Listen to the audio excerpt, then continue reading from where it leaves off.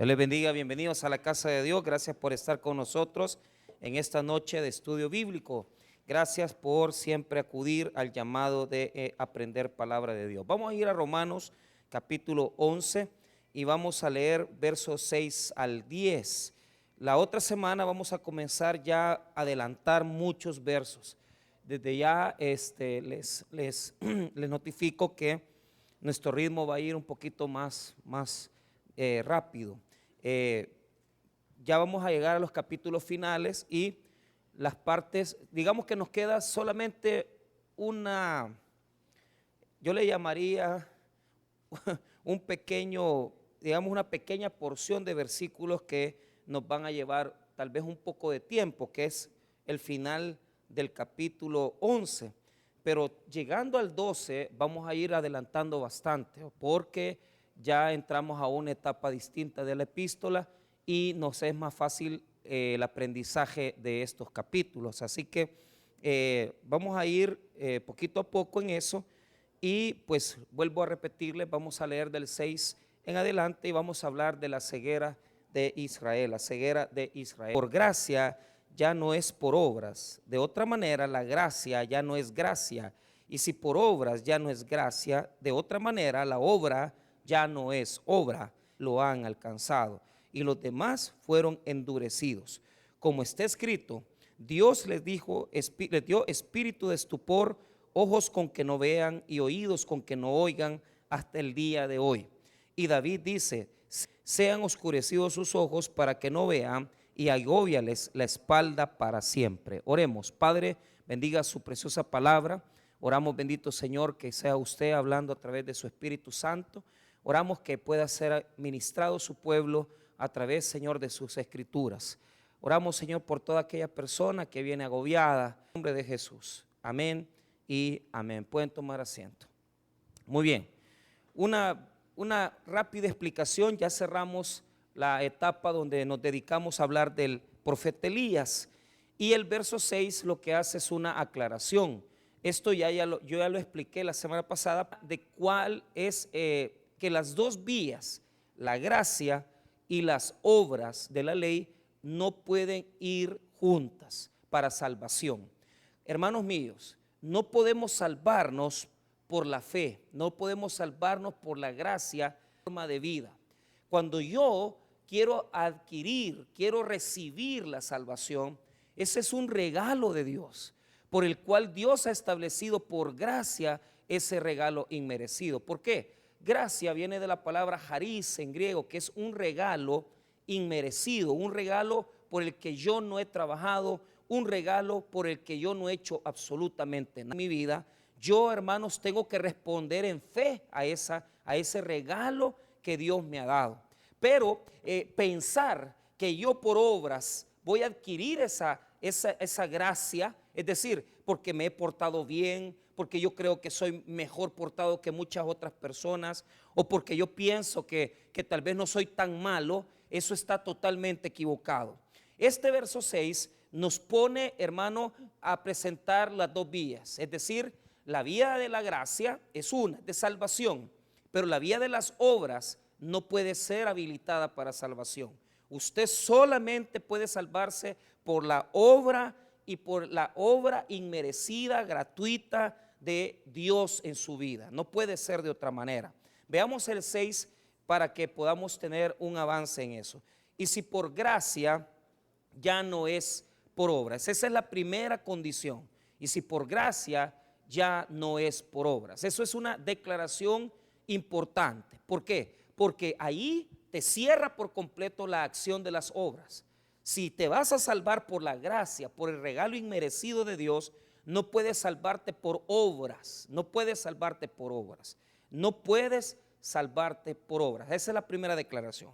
Segunda declaración, de otra manera, la gracia ya no es gracia. Claro, imagínate, el Señor te está dando la salvación por fe y tú comienzas a obrar en ella, entonces la obra haría que la gloria fuera para el hombre. Y esto es lo que está descartando el texto bíblico. Es decir, si usted se le pasa por su mente el adquirir la salvación porque usted piensa que usted es una persona buena, porque usted es una persona que no hace el daño a nadie, hermano, lo que usted está excluyendo es la obra maravillosa de Jesucristo en la cruz del Calvario. Pero eso tiene implicaciones fuertes. ¿Por qué razón?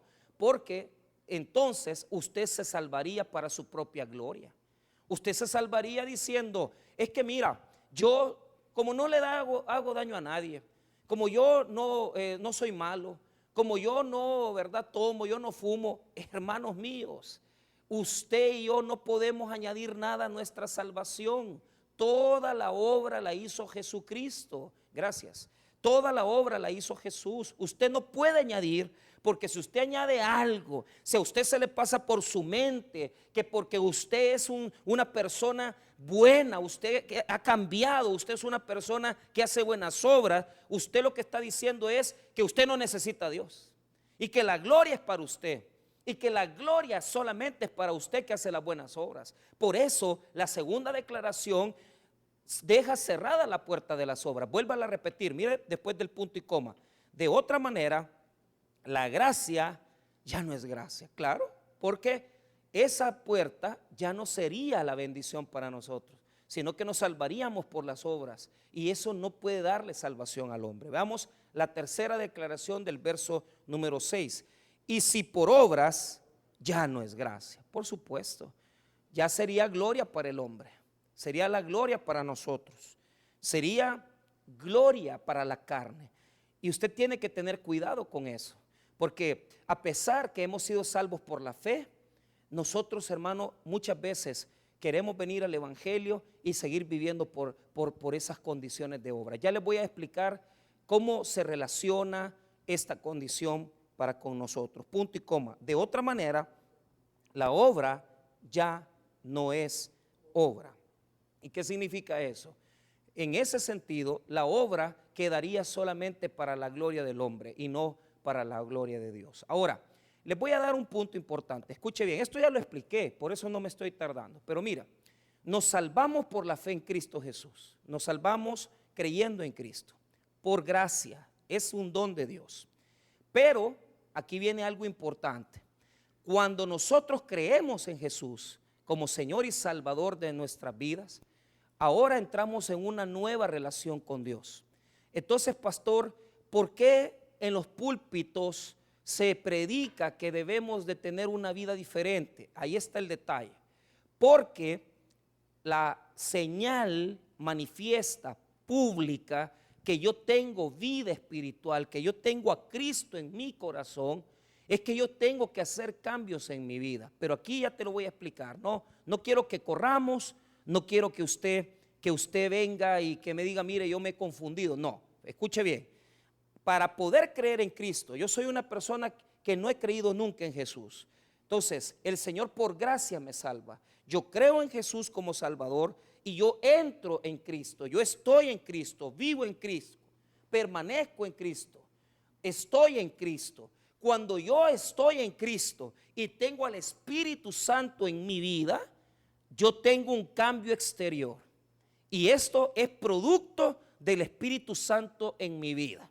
Entonces, les voy a dar dos textos. Uno ya se lo había dado, el otro no se lo había dado. Pero vea conmigo Tito 3. Y esto es determinante. Tito 3 nos va a enseñar esa gran diferencia. Que nosotros, hermanos míos, no podemos añadir nada a nuestra salvación. Nuestra salvación viene de Dios. Y por lo tanto, es por gracia. Tito 3, verso 3 en adelante. Cuando yo digo que es por gracia, quiere decir que no puede ser nunca por sus obras. Usted no se va a salvar por sus obras. Usted no va a recibir ningún beneficio de salvación porque usted se porte bien o porque usted diga yo me he portado sumamente excelente, yo cumplo los mandamientos. Eso no es salvación. Escuche bien, nos salvamos por la fe en Cristo por gracia, más nada, menos nada. Ahora, veamos Tito capítulo 3, verso 3. La palabra de Dios dice así: porque nosotros también éramos, mire bien, en otro tiempo, diga conmigo, en otro tiempo, insensatos, rebeldes, extraviados, esclavos de concupiscencias y deleites diversos, viviendo en malicia y envidia, aborrecibles y aborreciéndonos unos a otros. Hasta ahí leamos. Entonces, éramos eso. Pero Dios, con su gracia, invade nuestras vidas, entra en nuestra existencia, entra en nuestra vida alejada de Dios. Hermano, solo póngase a pensar lo que éramos antes. Solo póngase a pensar lo que éramos sin Cristo.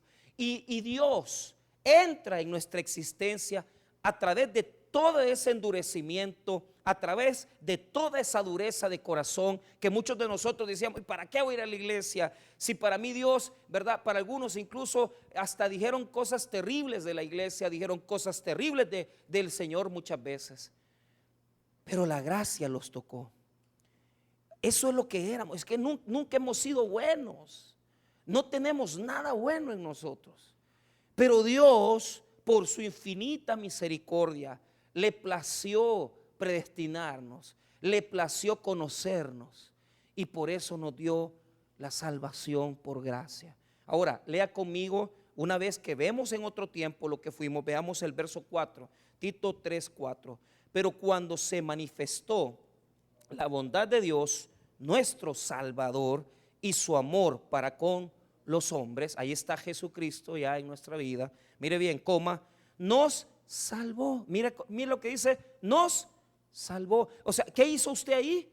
Nada. Si usted estaba extraviado, usted estaba perdido, esclavo de sus concupiscencias, lleno de sus deleites diversos, usted no podía hacer nada. Usted estaba muerto en sus delitos y pecados. Usted no tenía vida espiritual. Usted no tenía una relación con Dios directa. Usted no tenía la capacidad de recibir la salvación, pero a Dios le plació dársela. Ahora, vea lo que dice en 5. Nos salvó. Es una obra divina. Es una obra única y exclusiva para la gloria de Dios. ¿Por qué? ¿Cómo no se va a glorificar Dios si mire lo que éramos? Y mire en lo que nos hemos transformado. Nos hemos transformado en sus hijos. Y gente que jamás usted se pudo haber imaginado que iba a servirle a Dios, ahora le sirve, ahora le ama, ahora, hermano, están metidos en el evangelio. Nos salvó, dice el verso 5, coma. Pero mire qué interesante, ¿cómo nos salvó? No por obras de justicia que nosotros hubiéramos hecho. ¿Le quedó claro, hermano? Nada suyo. Usted no puso nada en la salvación. Usted no es capaz de dar la salvación. Usted no puede, no tiene la capacidad. Usted está muerto. Usted está muerto en delitos y pecados. Usted no puede dar nada. Vuelvo a repetir el 5 y leámoslo nuevamente. Nos salvó, no por obras de justicia que nosotros hubiéramos hecho, coma, sino por su misericordia, por el lavamiento de la regeneración y por la renovación en el Espíritu Santo. Qué poderosa palabra, ¿verdad? Qué grande Dios. Yo me pongo a pensar, hermano, cómo Dios tenía perfectos nuestros caminos. Él ya sabía, conocía nuestro destino, y nosotros que no merecíamos nada, Dios nos llamó a su salvación infinita por misericordia, no por obras, no por obras de justicia, no por obras de justicia, no por obras de justicia, no porque usted haya hecho algo, no porque usted sea capaz de salvarse, no puede salvarse. Mire el 6, el cual derramó en nosotros abundantemente por Jesucristo nuestro Salvador, para que, justificados por su gracia, viniésemos a ser herederos conforme a la esperanza de la vida eterna. ¿Qué quiere decir para que, justificados por su gracia? Que no hemos puesto nada nosotros, que no podemos poner obras. Es gratuita la salvación en Cristo. Nosotros no pusimos nada. Entonces, a partir de la salvación, a partir de conocer a Cristo, viene en mí un cambio. Diga conmigo, un cambio. No, pero dígalo bien, un cambio. Pero note esto, yo quiero que le quede claro esto. Muchos como que forzamos la gracia, como que como que le ponemos carga a la gente haciéndole el énfasis de este cambio. Pero le voy a hacer una pregunta, que hay gente que son agricultores, hay varios agricultores aquí. Ustedes saben que cuando usted tira la semilla cae, ¿verdad?, en una tierra fértil. La semilla genera, hermano, un fruto, genera un árbol que genera fruto. Y ahí es donde yo quiero que usted entienda esto. Si la palabra de Dios ha llegado a su vida y usted la ha recibido por fe, el fruto es producto del Espíritu Santo. El fruto es producto de su vida espiritual. El fruto es producto de que usted ha reconocido que Jesús es el Señor. Entonces yo les hago una pregunta. ¿Usted ha sembrado alguna vez un palo? Yo me acuerdo, y esto se me acaba, yo lo he contado algunas veces. Yo tenía un palo de limón en la iglesia en Usulután, y algunas veces le he contado, y el pastor asociado mío, el pastor Munguía, él era un hombre de muchos terrenos ahí en Usulután y sabía de agricultura. Entonces, pero el palo pasaron 4 años y nunca dio un limón. Y el palo grande, pero ni un fruto. ¿Va? Pero fíjese que de repente el pastor Rafael me decía, mire pastor, vamos a volar ese palo, porque ese palo no da nada. Y ya tenía años sembrado, o sea, porque tenía años. Curiosamente, a mí me dio mucha risa, porque hasta el año 5º comenzó digamos que yo estaba ahí, comenzó a producir fruto. Pero después que lo amenazó, porque, o sea, escuchó el palo que lo íbamos a volar, ¿va? Entonces el palo dio fruto, hermano, es increíble. ¿Usted ha escuchado eso? Dígame ignorante o lo que sea, pero mire, amenace un palo, yo le garantizo que va a generar fruto. Jesús es igual. Usted ha sido plantado en tierra y usted tiene que fructificar, pero ese fruto, hermano, no va a fructificar porque yo le digo, hermana Silvia, fructifique. Imagínense, fructifique, hermana Silvia. Estaba predicando ayer, el martes, estaba en el ayuno, y contaba un montón de testimonios, pero lo que yo le digo es que a nadie le vamos a hacer nacer frutos a la pura fuerza. Yo no le puedo venir a decir al hermano Gregorio, hermana, mire, fructifiquen. No, ¿cómo le voy a decir? El Espíritu Santo ya les dio fruto. Ya les dio fruto. Ahora, el fruto no es algo que nosotros podemos solamente criticar y decir, mira, esa persona tiene un fruto. Mira, el fruto, hermano, usted lo debe de discernir, usted debe de tenerlo en su corazón. Usted sabe cuando usted está siendo transformado, cambiado por dentro, y también sabe cuando el Señor en el Evangelio de Juan dice que Dios, ¿qué es lo que va a hacer con el árbol que da fruto? ¿Qué va a hacer con el árbol que da fruto Dios? Lo va a limpiar, pero también va a podar para que dé más fruto. Entonces no se preocupe si usted está pasando por una cantidad de pruebas. No se preocupe si usted está pasando por una cantidad de situaciones. Cuando Jesús habla de producir fruto, está hablando de la vid. ¿Por qué? Porque la vid no es un árbol alto. Es un fruto, hermano, que está siempre pegadito al lodo. Entonces, aquel que se dedica, el vinicultor, tiene que levantar, ¿verdad? La vid, tiene que limpiar el fruto y tiene que también podar la vid. Algunos aquí nos están limpiando a través de la palabra y estamos pasándola mal, porque para que podamos producir fruto para la gloria de Dios, tenemos que ser limpios por la palabra, pero también tenemos que ser podados. Y alguno que otro aquí dirá, pastor, ¿y por qué en mi vida estoy pasando tanta calamidad? Dale gracias a Dios porque Dios te está podando para que des más fruto para la gloria de su nombre. Pastor, no tengo para esta situación. Mire, entonces, hermano, entienda. Usted tiene vida espiritual, usted está conectado a la vid, usted tiene savia espiritual y esa savia, hermano, va a producir su fruto. Usted no tiene que amenazar la planta y decir, da fruto, planta, da fruto. Simple y sencillamente, si usted tiene vida espiritual, usted va a nacer, va a producir ese fruto de cambio, sin que nadie le diga nada, sin que nadie le esté diciendo, tenés que cambiar. Entonces, habrán personas en esta noche que dicen, pastor, pero yo no siento que haya cambiado. Pero es que mira, la pregunta es tu carácter, tu forma de vivir ha sido transformado por el Espíritu Santo. ¿Por qué le llaman fruto? Porque es un cambio que viene de adentro hacia afuera. No es algo solo exterior, es algo que viene dentro de nosotros. Y por eso Pablo en Gálatas nos explica ese fruto. Veamos Gálatas 5 rápido. Gálatas 5, versículo número 20 en adelante. Ahí están esas obras de la carne. No voy a leer todo, pero sí 20 en adelante. Mire, Gálatas 5, 20.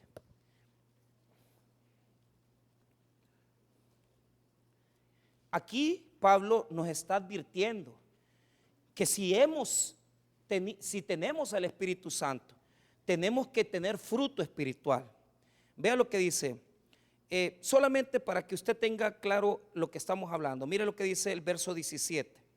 Porque el deseo de la carne es contra el espíritu, y del espíritu es contra la carne, y estos se oponen entre sí para que no hagáis lo que quisierais. Verso 18.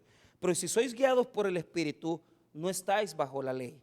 Y manifiestas son las obras de la carne, que son adulterio, fornicación, inmundicia, lascivia, idolatría, hechicerías, enemistades, pleitos, celos, iras, contiendas, disensiones, herejías, envidias, homicidios, borracheras, orgías y cosas semejantes a estas, acerca de las cuales os amonesto, como ya os he dicho antes, que los que practican tales cosas no heredarán el reino de Dios. Pero vea, yo me acuerdo predicar sermones aquí mismo en Cojute, que yo les prediqué cada uno de esos pecados, ira, hechicería, y nos reíamos porque hay cosas que en griego son tremendas, hermano. Entonces, pero yo le hago una pregunta. ¿Está usted ya viendo fruto en su vida espiritual? ¿Está viendo usted en su vida espiritual? ¿Usted está viendo fruto real? ¿O será, hermano, que todavía usted no está produciendo ese fruto que tanto Dios anhela de nosotros? Le voy a contar, fui a la isla San Sebastián a visitar al pastor Julio, y hay un señor que ha cultivado coco costarricense, pero lo que me explicó fue maravilloso, porque me dice, mira, este palo, mira cómo estaba torcido. Y yo le pregunté, ¿por qué está torcido esa palmera? Le digo, es que mira, me dijo, este tipo de árbol, cuando tiene un palo a la par, que no es coquera, ¿verdad? Que no da coco, se escapa de la sombra que le está dando ese palo a la par, y comienza a buscar el sol. Toda su fuerza la invierte en buscar el sol para poder dar los cocos. Pero en todo el tiempo que la coquera, ¿verdad? Que la coquera está tratando de buscar el sol, deja de producir 100%, solo produce como el 40%. Siempre da coquitos, pero es poco, porque se está escapando de la sombra que le da el palo que le roba esa sombra. Y vea, aquí, hermanos, hay mucha gente que se ha puesto bajo la sombra de palos, de personas, de pecados que no les dejan producir nada. La sombra de ese árbol les está ahogando. Y yo admiro a esa gente que sí está luchando, porque hay personas que sí están buscando el sol, porque el sol que te va a hacer producir mucho fruto es el sol de justicia llamado Jesucristo. Si vos no buscas a Jesús, vos no vas a producir fruto. O sea, usted tiene que buscar la manera de ponerse en la posición para que si hay cosas que le están robando el sol, la luz de Cristo, usted tiene que buscar para producir más fruto, porque lo que usted está produciendo es muy poco y le está robando la producción su pecado, le está robando la producción su vida desordenada, le está robando la producción que usted no quiere congregarse, que usted no quiere servir, porque usted no ha entendido que nosotros hemos sido diseñados por Dios para producir mucho fruto. No fruto, sino que mucho fruto. Busquen el sol. A mí me impresionó ese árbol que está torcido, pero quedó torcido, pero está echando cocos. Y una fruta deliciosa, sabrosa, paradisíaca. Usted lo hubiera probado ese coco. Es tremendo, hermano.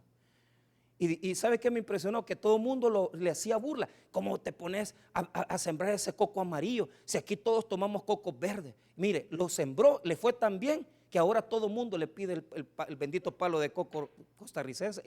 El negocio de él se llama Coco Rico, se llama, como es coco costarricense. Pero es un agua tan rica. Y yo le hago una pregunta: ¿agrada usted a Dios con su fruto?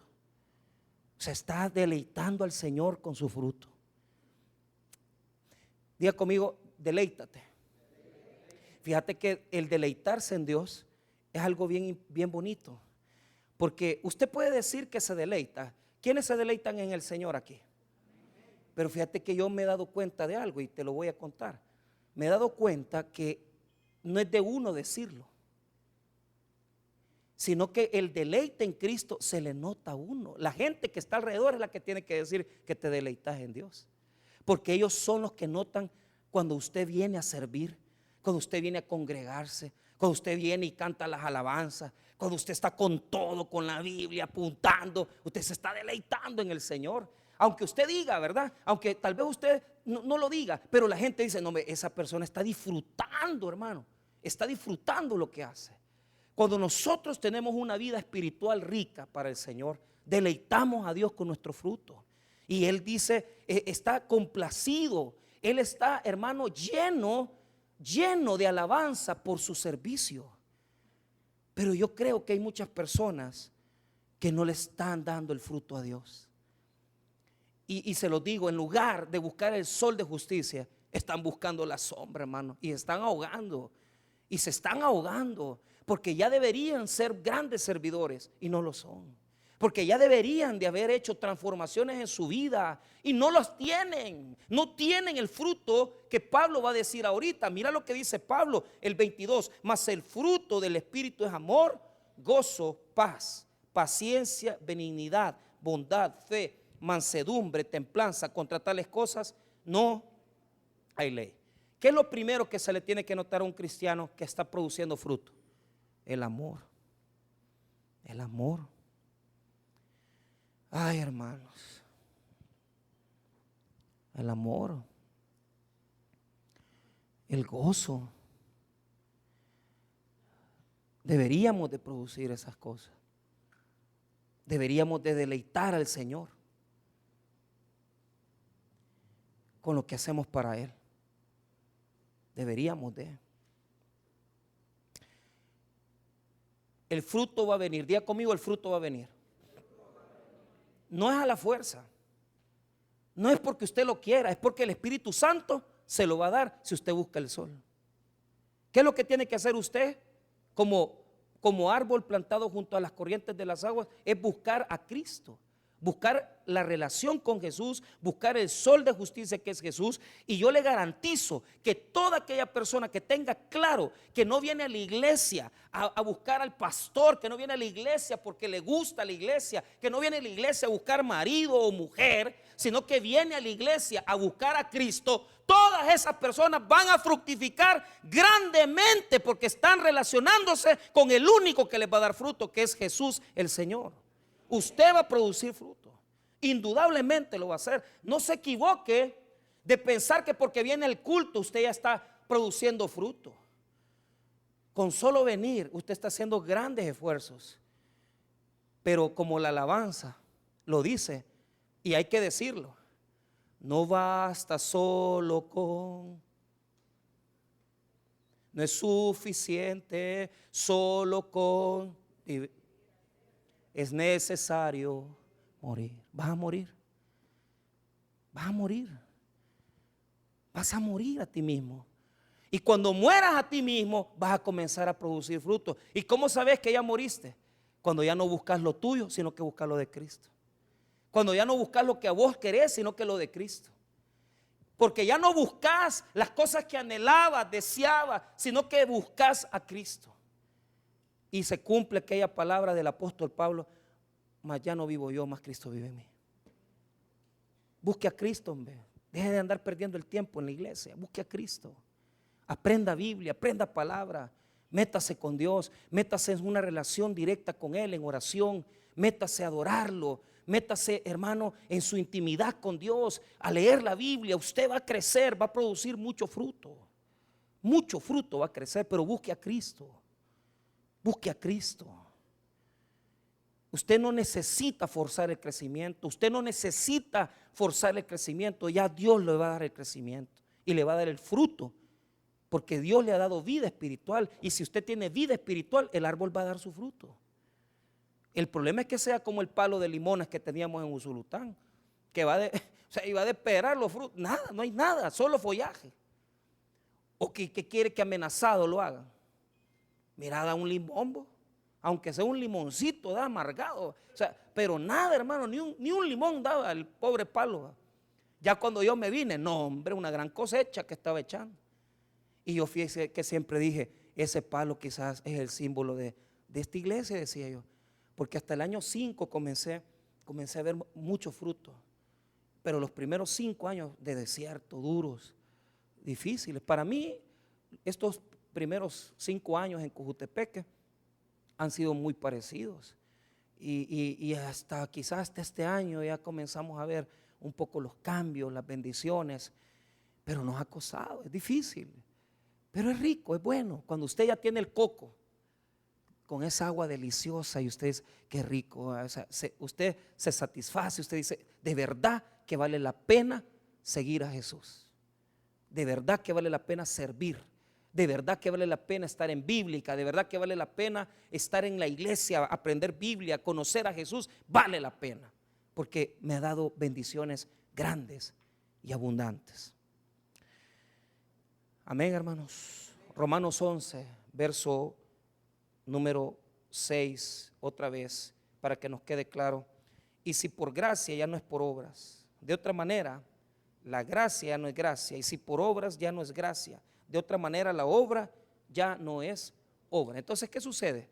Para salvarnos es por gracia y fe. Pero cuando venimos a Cristo, tenemos que generar frutos de cambio, frutos de arrepentimiento. ¿Cuál es la diferencia? Es que esos frutos vienen por nuestra vida espiritual. No es porque nosotros los buscamos, no es porque nosotros, hermanos, hacemos eso, es porque Dios nos los concede. Es fruto espiritual, digno, nace en nosotros, la semilla llega, germina, produce y de repente está fructificando usted como nunca se había imaginado, hermanos. Eso nace en usted, es bien diferente, es bien distinto, no es igual. Entonces, la señal que yo he recibido a Cristo, ¿cuál es? Que comienzo a dar el fruto del Espíritu Santo. No son frutos, es el fruto del Espíritu Santo. Amén, hermanos. Muy bien, veamos el 7, veamos lo que dice. ¿Qué pues? Lo que buscaba Israel no lo ha alcanzado. ¿Qué es lo que buscaba Israel? Les voy a recordar, vea conmigo Romanos 9:30. Romanos 9:30, lo que buscaba Israel. Mire lo que dice Romanos 9:30. ¿Qué pues diremos? Que los gentiles que no iban tras la justicia han alcanzado la justicia, es decir, la justicia que es por fe. Mira el 31. Mas Israel, que iba tras una ley de justicia, no la alcanzó. ¿Qué es lo que andaba buscando Israel? La salvación por obras. La salvación por obras, cumpliendo la ley de Moisés. Por eso no alcanzó. Por eso no alcanzó, hermano, la gracia. Porque cuando usted se enfoca en cumplir la ley de Dios, usted no puede salvarse por eso. La ley no puede salvar. El cumplimiento de la ley no puede salvar. Los ritos del Antiguo Testamento no pueden salvar. Los sacrificios del Antiguo Testamento no pueden salvar. Las procesiones, novenarios, intercesiones, todo eso no salva. Lo que salva es única y exclusivamente el camino de gracia a través de Jesucristo el Señor. Cuando nosotros estamos en vida es cuando tenemos que decidir ese camino de gracia que es por la fe en Cristo. Nada nos va a sacar del purgatorio, porque el purgatorio no existe. Nada nos va a sacar de la condenación. Es en vida que tenemos que seguir a Jesús. Es en vida que tenemos que creer en Él, porque entonces estamos igual que Israel, buscando la salvación por obras y no la vamos a encontrar. Vuelva a leer el verso 31, mas Israel, que iba tras una ley de justicia, no la alcanzó. Vea el 32. ¿Por qué? Porque iban tras ella, no por fe, sino como por obras de la ley, pues tropezaron en la piedra de tropiezo. ¿Qué les dije? Que solamente puede haber un camino por fe, un camino por gracia, pero un camino por obras no existe. Se excluyen, están contrapuestos el uno con el otro. No puede existir un camino por la ley y un camino por la gracia, porque la única forma de salvarse es por la misericordia de Dios, es la gloria de Dios, es la acción de Dios en nosotros. Dios pone en nosotros fe para salvarnos, y nosotros en ese momento nos paramos y le entregamos nuestro corazón a Cristo, y en ese momento Cristo hace en nosotros el sello a través del Espíritu Santo, y desde el momento en que usted le recibe al Señor con fe, usted le pertenece a Cristo, porque el Espíritu Santo lo sella con la salvación eterna que le pertenece solo a los hijos de Dios. Gloria al Señor. Usted está sellado, apartado, usted está, hermano, predestinado para el Señor. Usted no es del diablo, usted no es del infierno. Usted le pertenece a Cristo. Él y nada más que Él ha hecho todo para que usted crea. Solo Él. Pero ¿qué le pasó a Israel? Quiso buscar el camino de la ley, de las obras. No pudieron alcanzarlo. Nunca lo vas a alcanzar por las obras. No lo vas a hacer jamás. Romanos 11. Verso 7, segunda parte. ¿Qué pues? Lo que buscaba Israel no lo ha alcanzado, pero los escogidos sí lo han alcanzado. ¿Quiénes son los escogidos? Diga conmigo, el remanente de Israel. O sea, en Israel está aquel grupo de personas que no han conocido a Cristo, y aquel grupo pequeño, el remanente, que Pablo nos ha hablado una y otra vez, que sí le ha creído al Señor. ¿Pero por qué le ha creído al Señor? Mire allí la palabra de Dios después del punto y coma. Pero los escogidos sí lo han alcanzado. A ver, pongamos en contraposición la primera declaración y la segunda. Volvamos al 7, primera parte. ¿Qué pues? Lo que buscaba Israel no lo ha alcanzado. ¿Qué es eso? Salvación por obras. Diga conmigo, salvación por obras. No podés alcanzar la salvación por obras. Punto y coma. Pero los quienes, ahí está Dios. Dios los ha escogido. Es un remanente pequeño de todos los israelitas que han rechazado a Dios. Dios se preservó, Dios escogió, Dios apartó un grupo llamado el remanente de Israel. Ahora, ve el 7. Pero los escogidos sí lo han alcanzado. ¿Por qué lo alcanzaron? Por la obra de Dios. Porque Dios los escogió. Porque Dios los predestinó. Porque Dios los llamó. Porque Dios los ha justificado. Y porque Dios los va a glorificar. Amén, hermanos. Así de fácil. Ahora, después de la coma, mire lo que dice. Y los demás fueron endurecidos. Es decir, hay un grupo, un remanente pequeño de escogidos de Israel que se van a salvar, pero hay una cantidad de gente que está endurecida, que no va a creer en Jesús, que no va a creer en Él. Ellos fueron endurecidos, ya lo sabíamos. Ahora, veamos en qué consiste el endurecimiento. Veamos rápido. 8, como está escrito. Ahí está citando, cuando dice Pablo, cuando está escrito, digamos todos, como está escrito. Cuando dice Pablo, como está escrito, es cuando va a citar un texto del Antiguo Testamento, para mostrarnos que no es nada nuevo, sino que ya venía sucediendo. Veamos 8, como está escrito, Dios le dio espíritu de estupor. Ojo, ojos con que no vean y oídos con que no oigan hasta el día de hoy. Entonces, vea cómo va la relación de los versículos. Esa palabra, la palabra estupor, o sea, la palabra estupor aquí en el texto griego, catanizo, quiere decir están dormidos, diga conmigo, dormidos, están en un profundo sueño, que usted les habla desde lejos y les dice, despertate, y no lo escuchan. Su conciencia no es capaz de discernir las verdades espirituales. Su conciencia no es capaz de discernir las verdades que le está hablando Dios.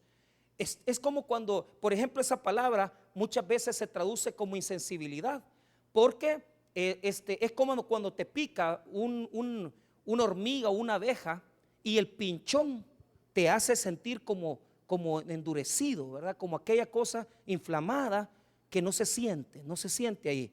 Entonces, las otras traducciones traducen ese versículo diciendo lo que es: han tenido insensibilidad. Así es como traducen los otros versículos, el estupor.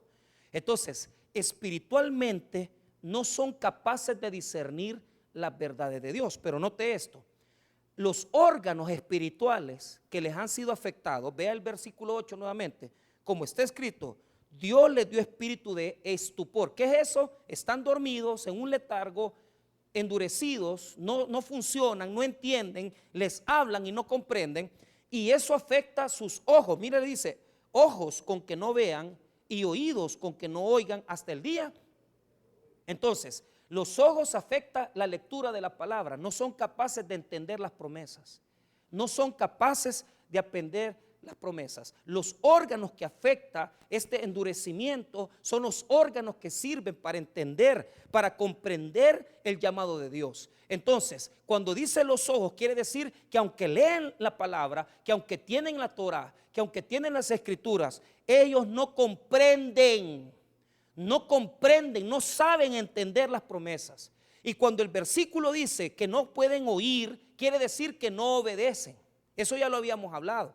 Escuche cómo lo traduce la Nueva Versión Internacional. Dice así: como está escrito, Dios les dio un espíritu insensible, ojos con los que no pueden ver y oídos con los que no pueden oír hasta el día de hoy. Y mire cómo cierra el versículo 8 Pablo: hasta el día de hoy. Eso, hermano, está en Isaías 29:10. O sea, no lo busque porque no tenemos tiempo, ya vamos a cerrar. Y en Deuteronomio 29:4, escuche, dice lo mismo, óiganlo. Isaías 29:10 dice: porque Jehová derramó sobre vosotros espíritu de sueño y cerró los ojos de vuestros profetas y puso velos sobre las cabezas de vuestros videntes. También está en Deuteronomio 29:4. Escuche, pero hasta hoy Jehová no os ha dado corazón para entender, ni ojos para ver, ni oídos para oír. Entonces son dos textos, Isaías 29:10 y Deuteronomio 29:4, donde se profetiza ese endurecimiento. Es decir, ponga atención, que ese endurecimiento Israel ya lo venía teniendo. O sea, cuando vino Cristo y rechazaron a Cristo, se terminó de asentar ese juicio. ¿Por qué? Ponga atención. No oyeron a Moisés, no oyeron a los profetas, pero tampoco le hicieron caso a Jesús el Señor. Y por eso han caído en ese endurecimiento. Fíjate que te voy a contar algo. Cuando usted está en las cosas de Dios y yo conozco muchos cristianos que están como que, un día de estos alguien me dice, es que mira, me dice, yo ya no siento nada cuando estoy ahí en la iglesia. Yo te entiendo que no sientas nada, porque estás endurecido. Estás endurecido. O sea, esto no solamente le puede pasar a Israel, le puede pasar a cualquiera que esté aquí, pero que esté aquí sin un corazón sincero. Están oyendo alabanzas, están oyendo predicaciones, pero ellos están endurecidos, encallecidos en su corazón. Tienen un espíritu de estupor, tienen un espíritu de sueño, están ciegos y no oyen, igual que Israel, hermanos míos, igual que Israel. No crea usted que solo a Israel está sucediendo eso. Le está pasando a mucha iglesia en el mundo. En el mundo hay mucha gente de la iglesia que ya no aman a Dios, que ya no se congregan, que han renunciado a la fe, que han apostatado de la fe. Y usted puede contar con los dedos personas que antes venían a la iglesia y ya no vienen. Fíjese que me encontré una ancianita hoy que estábamos ahí en la escuela del Walter. Y la señora me dice, yo soy cristiana, me dice, yo soy de la misión centroamericana. ¿Cuántos años tiene, madre? Tengo 15 años, me dijo. Y yo me le quedé, que ya se veía grande, ¿va? Entonces, pues sí, me dice, 8 más 7, me dice. O sea, 87 tenía, pero ella suma, ¿va? Entonces, ya me dio una buena técnica, ¿va? Hoy cuando me pregunte cuántos años tengo, yo le voy a hacer la rebaja, ¿va? Si usted ya pasa de los 60, ya sabe, ¿va? Cómo hacer. Tengo 6, dígale, ¿va? Si usted es 6 más 5, sume ahí, 11. Entonces tengo 15, 87 años.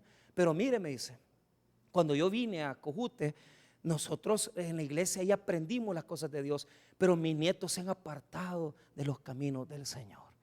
Y fíjese que me dio mucho aquello. Yo dije, ¿cómo verdad esta gente tiene 87 años y no se ha apartado de los caminos de Dios? Porque dice ella que cuando no puede ir a la iglesia, se queda viendo el sermón del canal 17 y se escucha todos los sermones del pastor Junior. Y me dice, mire, me dice, me eché toda la vigilia de la central. Y yo digo, así quiero ser yo. O sea, yo no digo que voy a durar hasta 87 años, porque yo no me veo, hermano, sinceramente. O quizás por pícaro tal vez me mantenga. Entonces, pero 87 años, pero creyendo en Cristo y buscando a Dios. Y los hijos tal vez de ella y los nietos, ellos tal vez los llevaron a la iglesia, pero ya estos ya no están en los caminos de Dios. ¿Cómo es de triste las cosas? Qué tristeza, ¿verdad? Cómo estamos perdiendo a nuestros hijos y nuestros nietos en el evangelio. Se están apartando de los caminos de Dios. No quieren nada con el Señor. Eso es estar endurecidos. ¿Y sabe qué castigo más terrible? Vea lo que dice para cerrar el texto. Entonces están ciegos. Entonces, para poder añadir, Pablo no solamente pone textos de Deuteronomio y de Isaías, sino que va a añadir uno de los salmos. Vea el versículo 9. Y David dice, ¿por qué? Porque es un salmo. Se ha vuelto su convite en trampa y en red, en tropezadero y en retribución. Mire, para traducir mejor, se ha vuelto su mesa, diga conmigo su mesa. Mire lo que está detectando Pablo. El Salmo 69, verso 22 y 23. Salmo 69, verso 22 y 23. No lo busque, de allí lo está sacando. Se lo voy a leer, escuche. Sea su convite delante de ellos por lazo y lo que es para bien por tropiezo. Sean oscurecidos sus ojos para que no vean y haz temblar continuamente sus lomos. Te voy a explicar. Lo que está describiendo el apóstol Pablo aquí es que la bendición que Dios le dio a Israel, la mesa servida, mire, le dio los profetas, le dio la ley, le dio a Jesucristo. La mesa estaba servida, pero en lugar de serles bendición, les fue tropiezo a ellos, porque a pesar de tantos años, todavía no creen en Jesucristo. Usted ha visto, hermano, que las bendiciones a alguna gente las vuelven maldiciones. De repente Dios le regaló un carro y en lugar de ser de bendición se perdió.